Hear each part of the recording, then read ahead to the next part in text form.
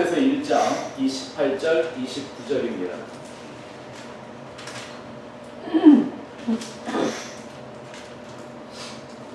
골로새서 1장 28절 29절 우리 같이 한 목소리로 하나님의 말씀 함께 읽겠습니다. 시작. 우리가 그를 전파하여 각 사람을 권하고 모든 지혜로 각 사람을 가르침은 각 사람을 그리스도 안에서 완전한 자로 세우려 함이니 이를 위하여 나도 내 속에서 능력으로 역사하시는 이의 역사를 따라 힘을 다하여 수고하노라. 아멘. 이번 여행을 통해서 골로새서 4장밖에 안 되는 짧은 성경이지만 이 골로새서의 말씀이 저에게 특별하게 다가왔습니다. 한국으로 가는 공항 안에서 LA 공항에서 전 이번은 처음으로 LA 공항에 사람이 이렇게 오는 거 처음 봤습니다. 제가 가던 그 주간이 롱 위켄이라 그랬는지 공항이 한 반은 비어 있는 것 같은 걸 처음 봤는데 그 조용한 공항에서 성경을 폈는데 골로새서의 말씀이 눈에 들어왔고 내가 왜 이 말씀 붙잡고 한국으로 가게 되는지를 하나님이 알게 해주셨습니다. 골로새서는 사도 바울이 옥중에 있을 때 한 번도 가본 적이 없고 얼굴을 본 적이 없는 골로새에 있는 교인들에게 쓴 편지입니다. 그들의 믿음이 에바브라라는 그 제자를 통해서 아주 잘 훈련되고 또 진짜 복음을 알아 그들의 신앙을 사도 바울이 더 격려하고 칭찬하고 또 더 수고해 주기를 간절히 원하는 마음으로 사도 바울이 그 편지를 씁니다. 1장을 읽고 2장을 넘어가는데 꼭 하나님이 저에게 그 바울의 신령을 가지고 한국에 가라는 듯한 그런 구절이 있었는데 그 구절이 뭐냐 하면 바울이 얘기합니다. 우리가 서로 얼굴도 한번 본 적이 없는데 복음 안에서 알게 되었지 않느냐.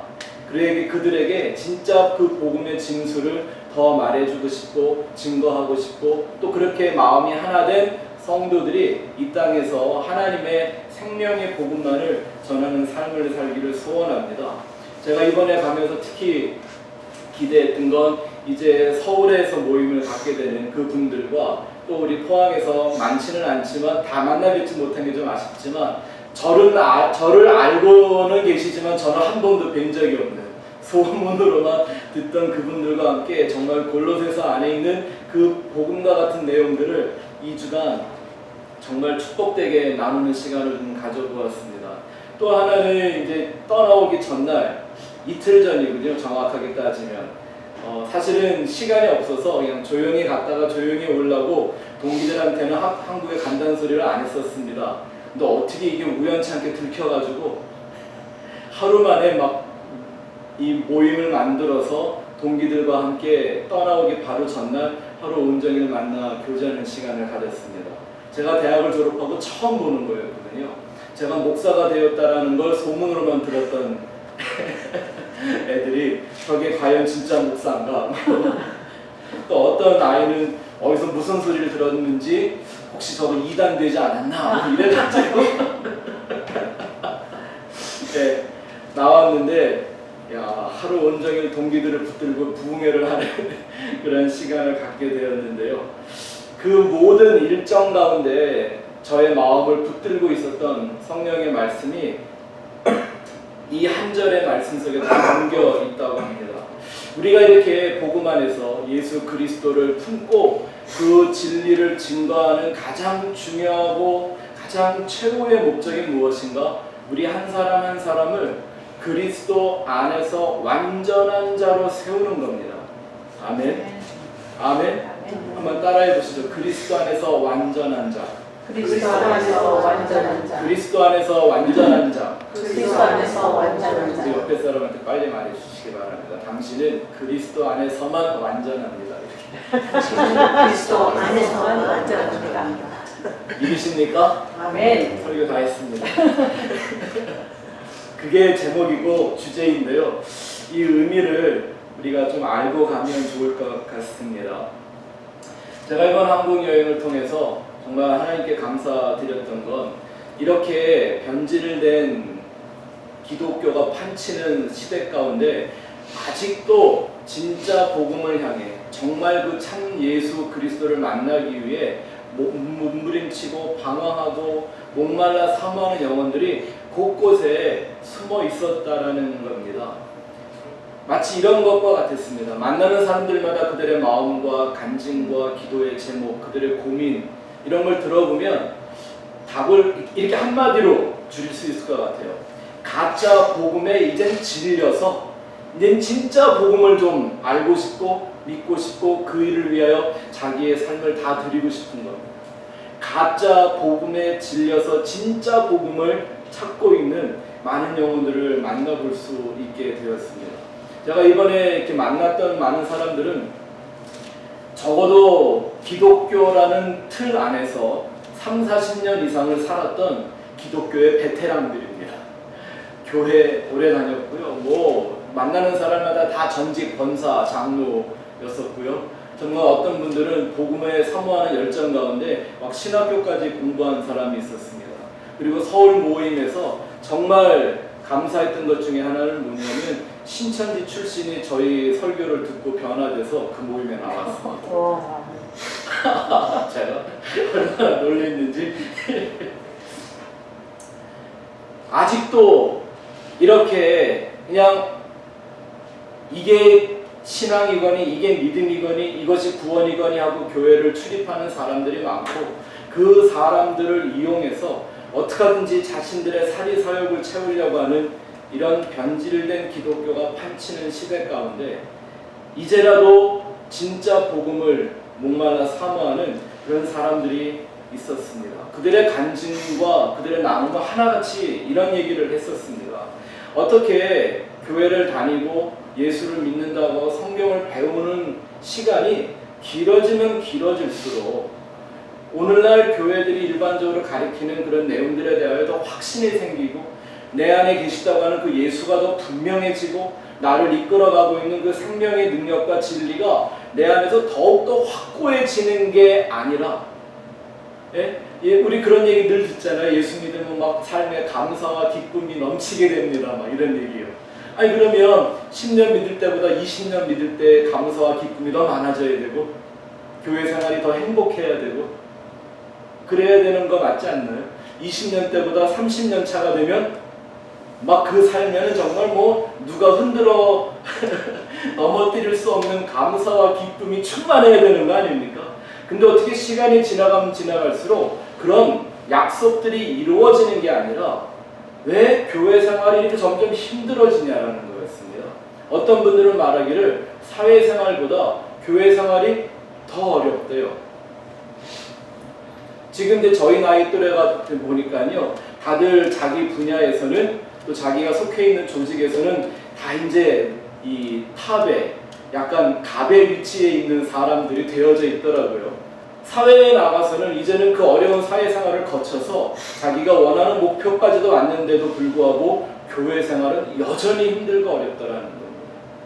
감사 안 되니까 감사하는 척하고 살아야 했고 기쁨 없는데 그냥 교회만 가면 억지 웃음을 지으며 내 삶에는 아무 문제 없이 하나님의 은혜로 늘 기쁨과 행복이 충만한 척 해야 됐고 더 이상 믿음이 견고해지거나 강해지지 않는데 옆에 사람들이 그냥 맹목적으로 다 하기 때문에 눈에 보이는 헌신 봉사에 이제는 지쳐있다라고 하는 얘기들을 대부분의 사람들로부터 다 들을 수가 있었습니다. 특히 그냥 신앙생활 적당히 하는 사람들도 있기는 했는데요. 그런 사람들은 그냥 괜찮은데 오히려 편하게 그냥 교회 왔다 갔다 하니까 이 교회에서 이렇게 주목받고 혹은 일꾼이라고 이렇게 대우받는 사람들 있지 않습니까? 이 사람들은 진짜 하는 말마다나 사회생활보다 더 힘든 교회 생활을 하고 있다는 이런 얘기들을 하더라고요. 일주일 내내 사회에서 뭐에 떨어져? 이리 치우고 저리 치는 삶을 살다가 교회 가면 하루라도 좀 편하고 안식하고 이런 삶을 살아야 되는데 오히려 더 힘들어진대요. 그래서 어떤 사회에서 일하는 사람들은 주말이 기다려지지 않습니까? 근데 주말이 오는 게 두려워진 교회 권사님들, 장로님들 이런 사람들을 참 많이 만나고 왔습니다. 그리고 심지어는 어떤 얘기를 들었냐면 시간이 흐르면 흐를수록 도대체 신이라고 부르는 존재들의 이름만 달랐지 기독교가 타 종교와 다른 게 뭔지 점점 더 모르겠다라는 얘기를 합니다. 왜? 같은 얘기를 하니까 그냥. 그거 제가 충분히 이해하는 게요. 한번 말씀드렸을 거예요. 제가 한국에서 저희 아버님 교회를 잠깐 돕고 있을 때 그 종교 채널을 보면 세 채널이 이렇게 쫙 연결돼 있어요. 기독교 채널, 천주교 채널, 평화방송이 먼저든가 불교방송이 먼저든가 하여튼 이렇게 개신교, 평화방송 그리고 불교방송 이렇게 세 개가 쫙 연결되어 있는데요. 듣고 있잖아요. 그러면 이렇게 옷만 좀 다르고 유니폼들만 좀 다르고 누구는 하나님이라고 그러고 누구는 부처님이라고 그러고 누구는 성도라고 그러고 누구는 보살이라고 할 것만 빼놓으면 그냥 내용이 똑같아요. 자기 성찰하고 자기 마음의 이기심과 욕심 이런 거 좀 버리면서 좀 남들을 위한 이타적인 삶을 좀 살고 어디 가든지 뭐 가정에서든지 사회에서든지 직장에서든지 이렇게 걸음과 같은 좀 존재가 돼서 이 세상을 좀 더 살기 좋고 보람 있는 세상으로 좀 만들어줘라. 이 얘기는요 어디서 어느 방송을 듣든지 그냥 내용이 똑같아요. 이런 것들을 처음에 교회를 다니며 신앙생활하는 사람들은 몰랐을지 모르겠지만 오랜 기간 동안 교회 생활을 한 사람들일수록 도대체 뭐가 진리인지 자신들이 진짜 그 진리 안에 있는지 이런 것들을 아주 깊이 고민하는 이런 사람들을 만나 보았습니다. 근데 더 안타까운 현실이 뭐였는지 아십니까? 자기 안에 이런 고민과 이런 영적 방황이 있고 참 진리를 복음을 알기 위한 이런 갈망함이 깊어지고 있는데도 불구하고 교회 안에서 누구에게도 쉽게 그런 마음을 나누지 못한다는 사실이었습니다. 왜? 그런 얘기를 했다가는 믿음이 식었다? 이런 판단을 듣기 쉽고 혹은 시험에 들었나? 이렇게 그냥 매도를 해버리는 경우가 많고 혹시 저 사람 이상해지지 않았나? 혹은 무슨 뭐 이단의 사설이 빠지지 않았나? 뭐 이런 생각들을 그냥 이런 변질된 현대 기독교의 쇠뇌가 되었던 사람들이 그냥 이렇게 매도를 해버리니까 자신들의 안에 있는 그런 영적인 갈망, 이런 방황, 고민도 누구한테 말하지 못한 채 그저 그냥 족쇄에 채워져 있는 것처럼 교회를 출입하며 자기한테 맡겨진 일을 하며 좋은 그리스도인처럼 척척하며 사는 겁니다. 그런 말을 듣는데 너무 제 마음이 아팠습니다. 여러분들 해보셔서 아실 거예요. 잘 안 믿어지는데 잘 믿는 척하는 게 얼마나 고통스러운 일인지. 그런 이중적인 삶을 사는 거예요. 내 영적인 상태는 별로 안 좋은데 괜찮은 척 해야 되고 문제 없는 척하며 인생을 살며 교회 생활을 해야만 되어지는 그런 상황들 말입니다. 근데 그 사람들의 얘기를 들으며 많은 것들을 돌아보면서 이 시대의 기독교의 변질이 왜 일어났는지 몇 가지 핵심적인 키를 좀 듣게 되었습니다. 여러분들 잘 기억하시고 이런 것들로 늘 잘 점검을 하실 수 있기를 바랍니다. 또 이제 우리 조세규도 한국에 이제 가서 이제 또 진짜 사회생활이며 또 한국식 교회에서는 영적 전쟁을 하며 살아가게 될 텐데 잘 듣고 우리가 이 마음을 복음 안에서 지킬 수 있기를 바랍니다. 우선은 이런 겁니다. 진리와 진심을 구별하지 못합니다. 진리와 진심이요. 여러분 내 마음이 진심이면 그게 곧 진리가 되는 걸까요? 내가 마음과 뜻과 정성을 다 했습니다. 나는 내 할 수 있는 최선을 다 쏟아붓는 정말 내 마음 다해서 그냥 진실한 마음으로 왜 그런 거 있잖아요. 이렇게 막 간절한 마음으로 진심으로 했습니다. 그럼 그게 진리가 되는 건가요? 그럼 불교엔 진심 아닐까요? 오사마 빈 라덴은 진심 아니었을까요? 진심과 진리를 구별하지 못합니다. 진리의 가치를 두는 게 아니라 자기의 진심의 가치를 둔 사람들이 되고 맙니다. 그 사람들의 귀에는 진리가 더 이상 들리지 않습니다. 왜? 내가 진실하니까. 나는 진심으로 하고 있으니까. 이게 맞나 저게 맞나 이런 거 상관 안 하는 겁니다. 왜? 나는 진심으로 하니까. 내가 과연 올바른 길을 가고 있는가 아닌가? 내가 구원의 진리에 서 있는가 아닌가? 내가 진짜 예수의 손을 잡고 있는가 아닌가? 내가 진짜 복음을 위하여 헌신하고 있는가? 상관없습니다. 왜? 나는 진심으로 하고 있으니까. 바리새인들은 진심이 아니었을까요? 예수님을 십자가에서 부인하고 예수를 헌신짝처럼 버렸던 그 제자들이 한때는 예수와 함께 지옥의 불이라도 같이 뛰어들어가겠다고 그랬었거든요. 그거 진심 아니었을까요? 진심이었겠죠. 하지만 그들의 진심이 진리에 서 있지 않으면 그 아무 의미가 없는데, 자기의 진심을 지키느라, 자기의 진심으로 자기를 의롭게 여기느라 참 진리에 대한 소원이 사라져버리고 마는, 내가 진심인가 아닌가 이거보다 더 중요한 건 내가 진리를 알고 있는가 아닌가인 거죠. 또 하나는 생명보다는 영적인 생명, 영원한 생명, 영생보다는 이 세상에 자기의 목숨을 부지하고 그 목숨값을 더 빛나게 하는 것들로 자기를 장식하는 이런 세상적인 부유함과 그런 평안함, 이걸 구별하지 못하는 겁니다. 아니 그냥 영생 이퀄 이 세상에서 축복 이렇게 돼버렸더라고요. 어느 순간인가. 근데 이제 그걸 그냥 당연히 쫓고 있는 사람들도 있었지만 이건 좀 아닌데 라고 결국은 영적인 방황이 시작된 영혼들이 참으로 많았던 겁니다. 신앙의 목적지를 영원으로 보지 않는 겁니다.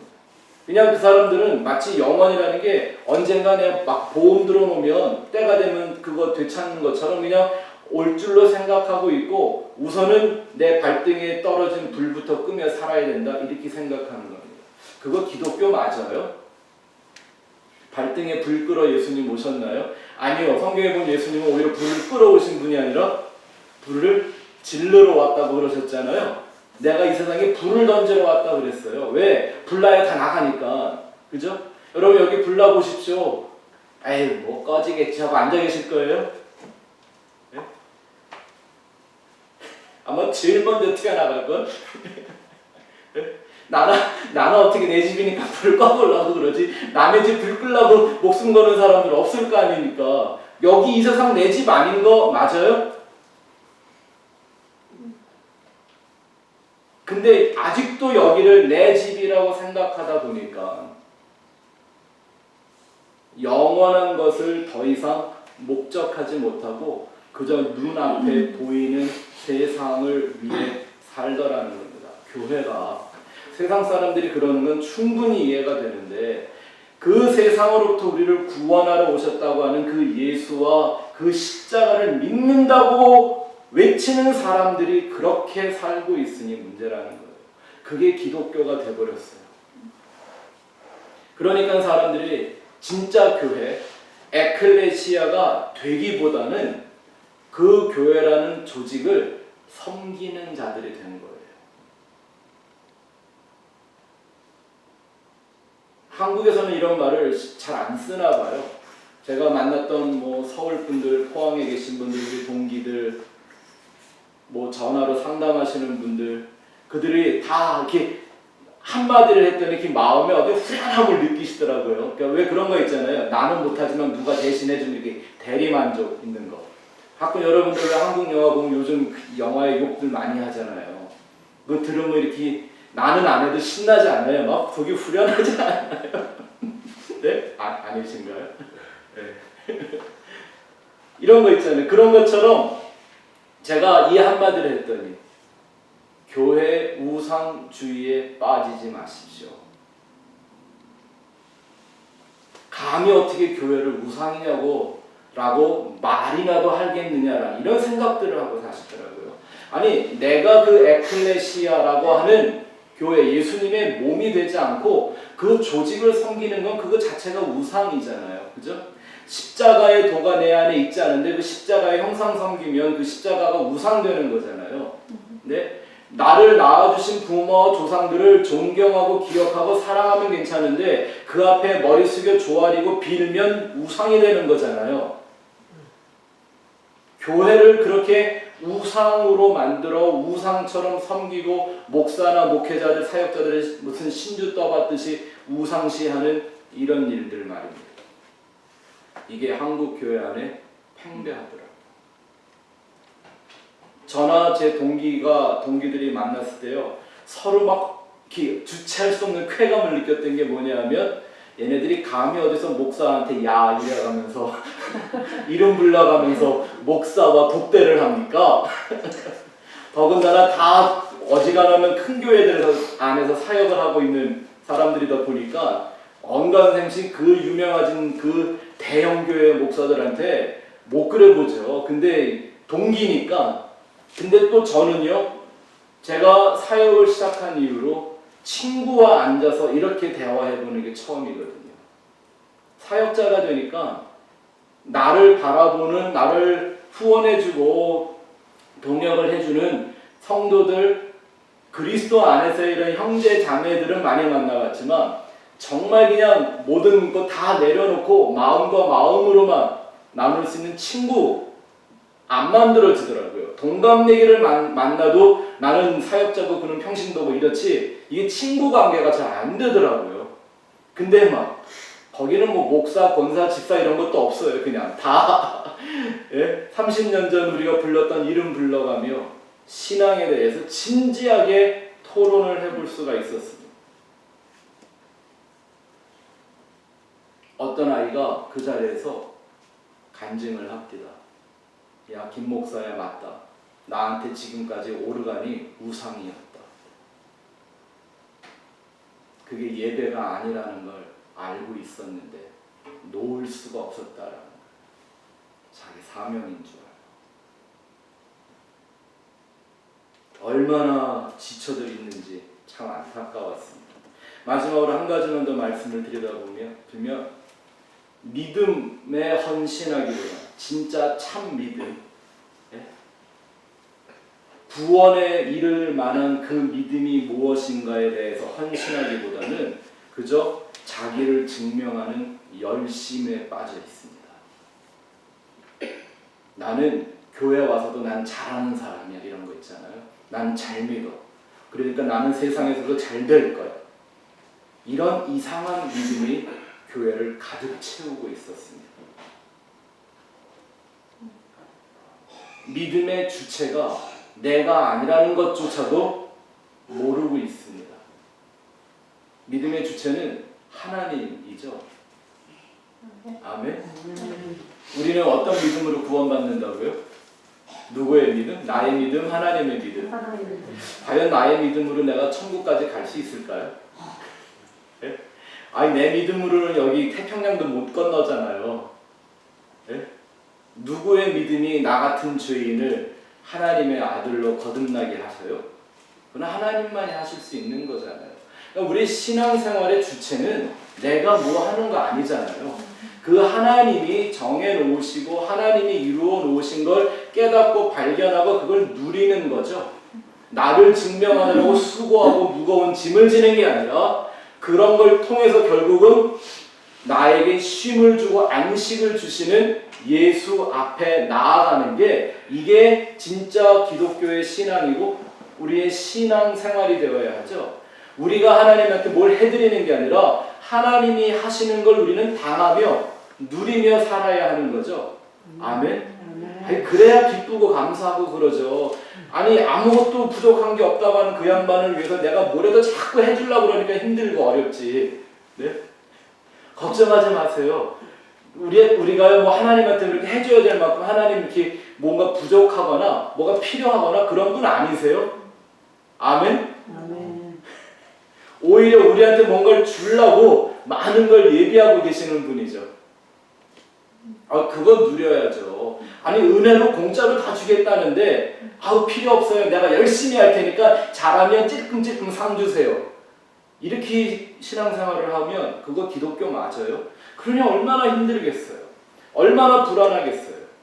근데 또 설교를 한다는 사람들은 그 순수한 어린 양들의 그 불안한 심정을 이렇게 저렇게 막 트위스트를 해갖고 그냥 그들의 열심과 그들의 노력과 부질없는 헌신을 그냥 짜내는 거예요.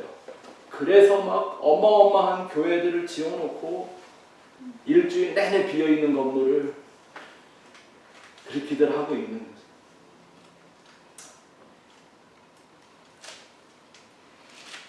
우리가 정말 예수 잘 믿으려면, 내가 예수 믿는 자로 하나님 나라에 가려면 하나님이 정하신 목적, 그게 뭔 줄 알아야죠.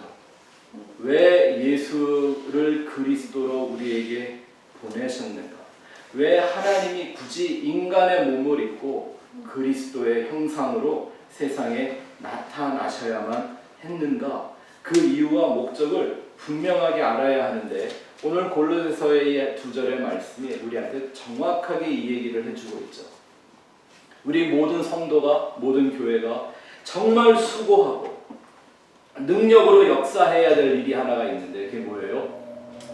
우리 각 사람 한 사람을 그리스도 안에서 완전한 자로 세우는 거예요. 다시 한번 해봅시다. 그리스도 안에서 완전한 자. 그리스도 안에서 완전한 자. 그리스도 안에서 완전한 자. 그리스도 안에서 완전한 자. 근데 이게 참 어려운 얘기죠. 이게 분명히 목적지인데 완전한 자라는 말이 우리한테 굉장히 부담을 줘요. 여기서 이 성경 말씀에서 완전이라는요, 사실은 조금 더 정확하게 번역을 했었으면 그리스도 안에서 완성된 자라고 말했으면 더 좋을 뻔했습니다. perfect이 아니에요. complete이에요. 우리는 perfect한 존재가 된다는 말이 아니라 그리스도 안에서 complete 되는 거예요. 아멘. 아멘. 성경은 항상 그 성경 속에 답이 다 들어 있습니다.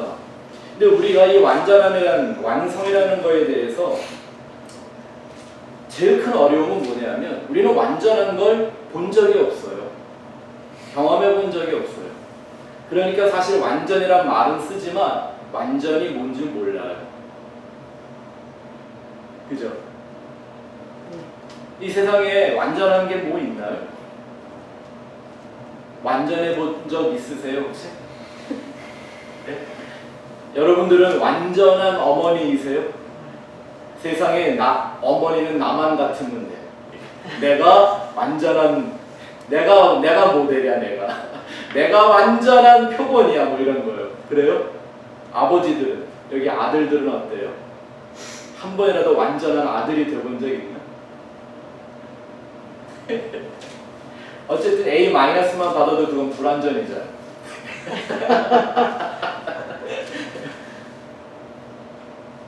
아니 도대체 뭐가 완전하죠? 완전한 기계는 있나요? 어떤 완전한 상태는 있나요?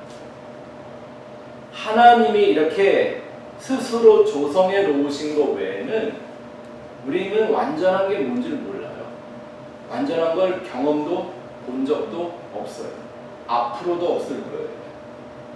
그럼 어떻게, 무슨 근거로 그 완전함을 향해 완성될 수 있냐라는 거죠.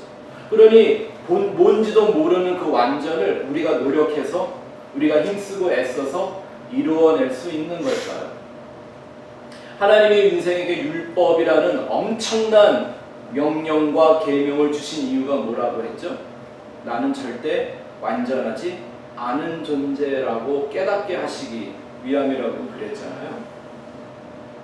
인생은 그렇게 완전할 수가 없는 거예요. 무엇을 하면 우리가 완전한 상태에 이르를까요? 이런 복음의 핵심을 모르면 다들 완전을 어떻게 그냥 이해하고 설명해 버리냐면, 내가 만족되면. 진짜 절대적 완전, 이거를 추구하는 게 아니라 이런 거죠. 그냥 내 마음에 들면, 그죠?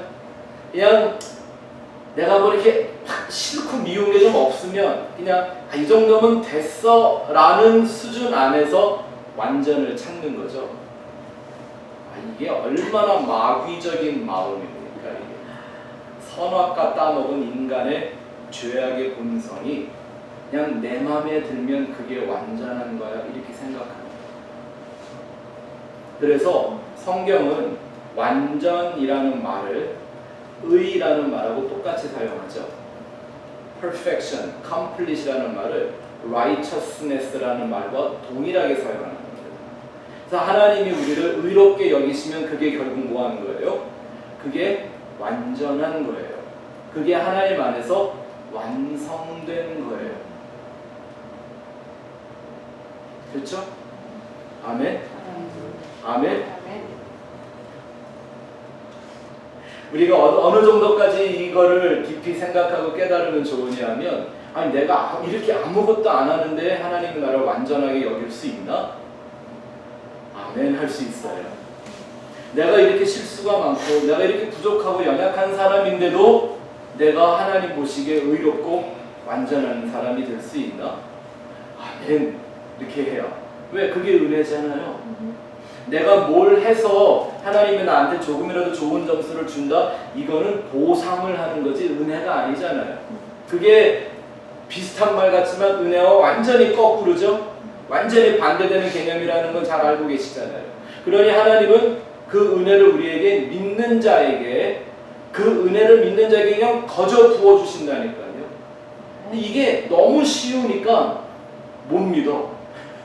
사람이라는 게 뭘 좀 믿으려면요, 내가 막 생각도 하고 연구도 하고 막 깨달음도 오고 막 내가 뭔가 해서 이루어내서 내 만족도가 형성되었을 때 이 정도면 내가 믿는 거지 이런 정도의 종교성을 갖고 있기 때문에 이렇게 거저 주신다고 하는 은혜를 못 믿는 거예요.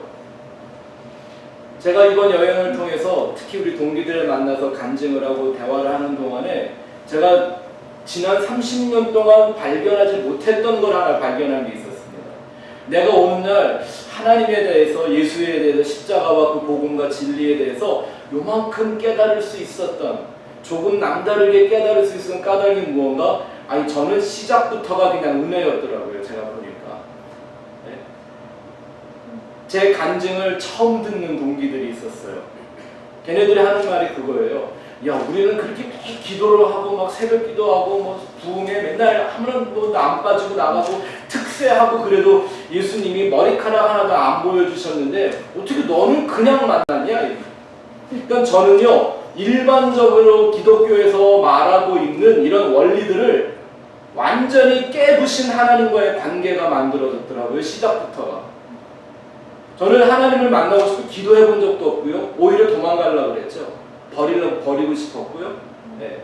하나님이 있으면 하나님이 날 좀 놔달라는 식의 생각을 했었지. 그러고 내 맘대로 살았지. 언젠가 하나님이 날 찾아오겠지. 나도 힘쓰고 애쓰면 예수를 만나고 뭐 이렇게 막 되겠지. 이걸 거꾸로 살았던 나에게 그냥 그분이 자기 맘대로 왔다니까요. 시작부터가. 그거 은혜 아닙니까? 나는 한 게 없어요. 요구한 적도 없어요. 난 그런 정말 받을 자격이 안 되는 건 둘째치고 나 같은 사람은 그런 은혜를 받으면 안 돼요. 요즘 기독교식 사상으로는. 예? 버림받고 멸망당하고 정말 인생이 지질이 힘들고 고통스러워야 말이 되지 사지가 멀쩡한데 그냥 예수를 만났어요? 이게 말이 안 되잖아요. 제가 걔네들한테 그랬죠. 그럼 니네들도 오늘부터 기도하지 마. 예수 만나게. 그건 그분이 하는 거지 내가 힘쓰고 애쓴다고 그게 되겠냐? 이런 거예요. 근데 저는 시작부터가 그랬더라고요. 또 때마다 일마다 저에게 영적인 방황과 고민과 갈등이 찾아올 때마다 그냥 주님이 다 하셨어요. 내가 뭘 한 게 없는 것 같아요. 성경을 열어서 뭔가 깨달음이 생긴다? 그 제 머리가 좋아서 그러는 거 아니에요. 네? 제 여동생이 저한테 이번에 그런 얘기를 하더라고요. 나는 오빠가 이런 생각을 갖고 이런 복음을 전할 사람이 될 줄 난 꿈에도 생각 못했어. 네, 저는 생각을 그렇게 할 수 있는 인간이 아니거든요. 제 여동생이 더 누구보다 잘 알겠죠. 근데 그게 성경을 열면 그게 보이고 들리는 것 같고 마음으로 깨달아지는 까닭이 뭘까요? 내가 하나요? 아니요. 그냥 그분이 다 하고 계시더라고요. 아멘. 아, 내가 이래서 그냥 은혜 하며 살게 되었구나 라는 걸, 아, 이게 내 30년 인생이었구나, 이걸 알게 되었다니까요. 나를 의롭게 여겨주시고 완전한 자로 여기는 것은 바로 이 하나님의 은혜입니다. 그 은혜에 깨달으며 누구 안에서? 그리스도 안에서. 그리스도 안에 있다라는 건 그림을 한번 그려 생각해 보세요. 그리스도가 있는데 그 안에다가 나를 집어넣으면 그 형상이, 나의 형상이 뭘로 세상에 드러나야 돼요? 그리스도로 드러나는 거예요. 내가 드러나는 게 아니라. 아멘. 그래서 우리는 그리스도로 옷 입는 거예요. 왜? 그 옷 입고 나가면 내가 뭐로 보이게? 그리스도로 보이게. 그 그리스도는 뭐라고요? 하나님의 은혜와 진리거래요. 우리에게 영생을 주시는 은혜와 진리래요. 그 옷 입으면, 그 안에 있으면 하나님이 우리를 완전한 자로 세우시는 거예요. 여기서 이 세운다라는 말의 뜻이 헬라어로요, 파리스테미라는 말입니다. 해보실까요? 파리스테미. 파라하고 히스템이라는 두 단어가 만나는 거예요. 파라라는 말이 뭐예요? 영어의 패럴러 이런 거 비슷한 뜻이죠. 그래서 보혜사, 성령을 보혜사 그럴 때 보혜사를 파라클레이토스라고 한다고 기억은 나시죠? 들은 기억은? 안 해보셔도 돼요. 뜻만 알고 계시면 돼요. 그러니까 그 뜻이 파라클레이토스가 뭐냐면요, 내 옆에서 혹은 나와 같이, 영어로 하면 by도 되지만 with도 돼요. 내 옆에서 나를 위로하고 격려하고 힘주시고 인도하는 그런 자라는 뜻이에요. 근데 히스템이라는 말은 우리 스타우로스에서 배웠죠. 우리를 넘어진 자를 세우는 것, 넘어진 걸 세우는 것. 그래서 제사를 지낼 때도 뭐 돌을 뭐 세우고 기둥을 세우고 나무 십자가를 세우고 이렇게 자꾸 세우는 거예요. 반석 위에 세우라 그러고. 그게 무슨 뜻이기 때문에? 십자가의 은혜이기 때문에. 넘어진 것이 하늘을 향하여 쓰는 게 히스템이에요. 그러니까 우리를 완전한 자로 세운다라는 말은요, 우리를 누구의 옆에 혹은 누구와 함께 세우다라는 뜻이에요. 근데 거기에 설명이 붙었죠. 그리스도 안에서. 그러니까 나를 어디다 세우는 거예요? 그리스도 옆에 갖다 이렇게 딱 붙여 세우는 거예요. 이게 완전함, 컴플릿이라는 뜻이에요. 남자와 여자가 하나 돼야 컴플릿이라고 창세기 1장에 나오잖아요. 아멘? 신랑과 신부가 하나 되어야 컴플릿이잖아요. 그죠? 그래서 예수와 우리의 관계를 신랑 신부로 항상 설명하는 거예요.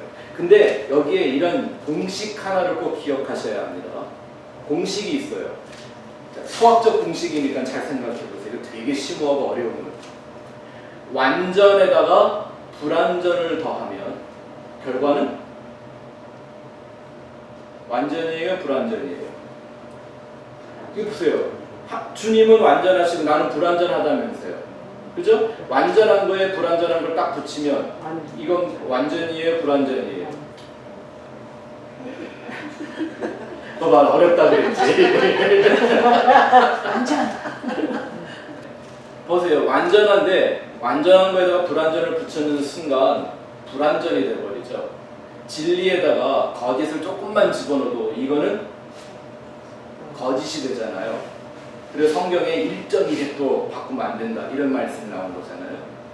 그러면 도대체 나같이 불완전한 자를 완전한 예수 옆에 이렇게 붙여놓으면 이게 완전히 될 수가 없는 건데요. 그럼 이 공식은 틀렸다는 얘기죠. 성경적으로 볼 때. 그럼 이게 어떻게 해야 내가 정말 완전한 컴플릿한 존재로 하나님께 여김을 받는가? 방법은 이거죠. 완전 플러스 nothing 이면 완전이죠.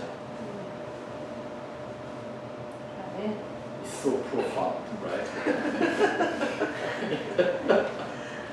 근데 이게 십자가의 도라니까요. 아무라도 나를 따라오려거든. 다시 말하면 아무라도 내 안에 나와 같이 그리스도로 서려거든. 파리스템이 하려거든. 자기를 부인하고 나는 아무것도 아닌 것으로 여기고. 그래서 맨날 사도 바울이 I am nothing, I am nothing 하는 이게 바로 그것 때문이잖아요. 내가 something이면 안 돼요. 나라는 존재가 아니 세상에선 something으로 살아야죠. someone special로 살아야죠. 가는 곳마다. 아멘.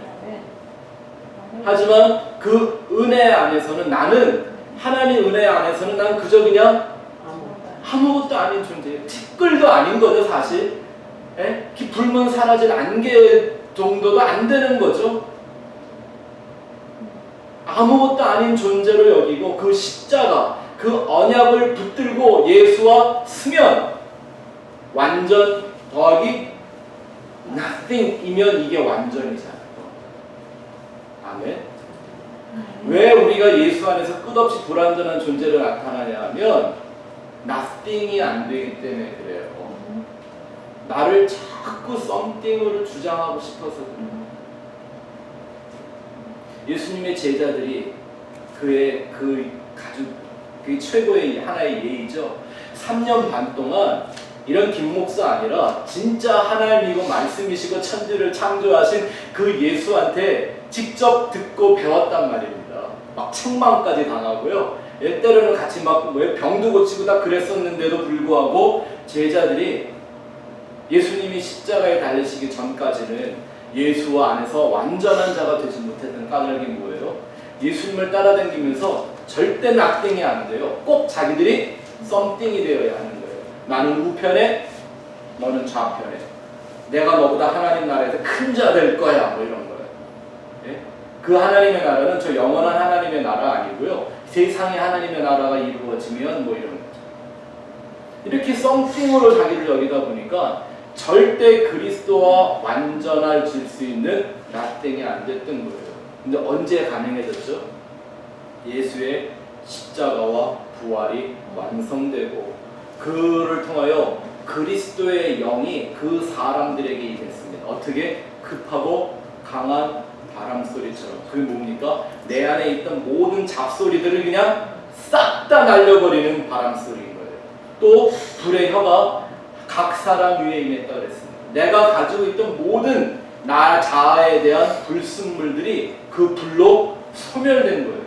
그럼 내 소리도 없어지지, 내 생각도 없어지지. 그럼 나는 뭐예요? 그냥 성령만 담아놓는 nothing이 되는 거예요. 그 상태가 딱 되고 나니까 갑자기 엊그저께까지만 해도 예수님 모른다고 빡빡 우기고 부인하고 이러던 베드로가 벌떡 일어서서 파리스테미에서 그리스도의 십자가의 복음을 외치죠. 완전한 자처럼. 기막힌 얘기 아니에요. 이게 우리 각 사람이 그리스도 안에서 완전한 자 되는 거예요. 그래서 여러분들은 이미 그리스도 안에서 완전한 존재들입니다. 그걸 찾아야 합니다. 누려야 합니다. 그걸 전하셔야 합니다.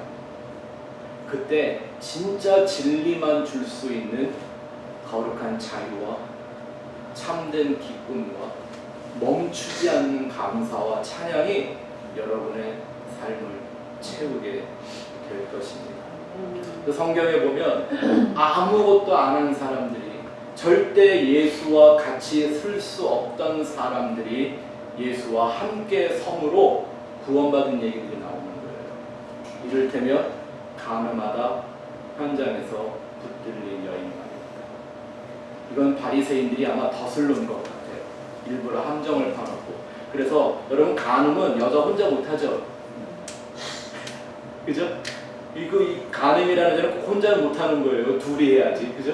근데 남자는 어디 갖다 숨겨놓고 빼돌리고 여자만 끌고 왔어. 뭐의 상징입니까?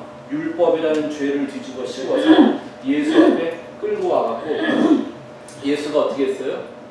니네도 죄 없으면 그럼 돌 던져봐. 그랬더니 다 가고 둘만 남았다 그랬죠. 그게 뭐 한 거예요? 예수와 함께 파리스댐이 하는 거예요. 그랬더니 그때 주님 하시는 말씀이 나도 너를 정죄하지 아니하노니. 이게 무슨 말이에요? 너 죄 없어 이런 말이잖아요.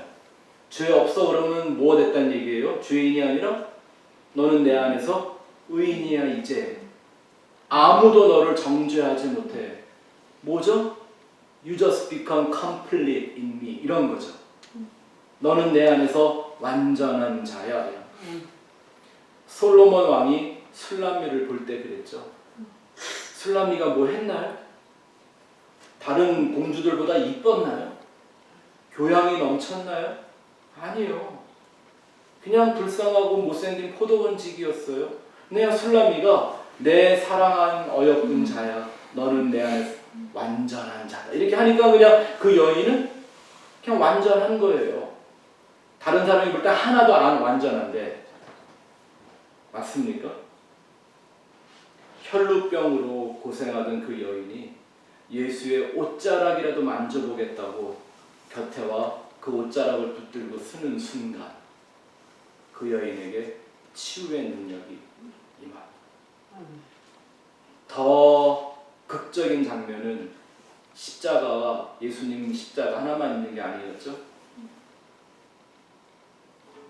우편과 좌편에 두 강도가 함께 십자가에 못 박혔습니다. 근데 이게 너무너무나 놀라운 계시죠. 다 십자가 위에 달려 있는데 세 사람의 십자가의 내용이 다 달라요. 그렇죠? 예수님의 십자가가 의미가 다르고 구원받은 우편 강도의 십자가 의미가 다르고 똑같이 십자가 지고 있었지만 구원받지 못한 좌편 강도의 의미가 다 다르죠. 교회와 이렇게 같이 와 앉아 있다고 다 같은 게 아니더라고요. 근데 이 우편에 있던 그 강도, 예수의 십자가 옆에 같이 섰던 그 이유 하나로 그는 그날 예수에게 구원받는 존재가 됩니다. 나를 아무것도 아닌 것으로 여기고 오직 그 은혜 안에서 영생을 누리는 겁니다.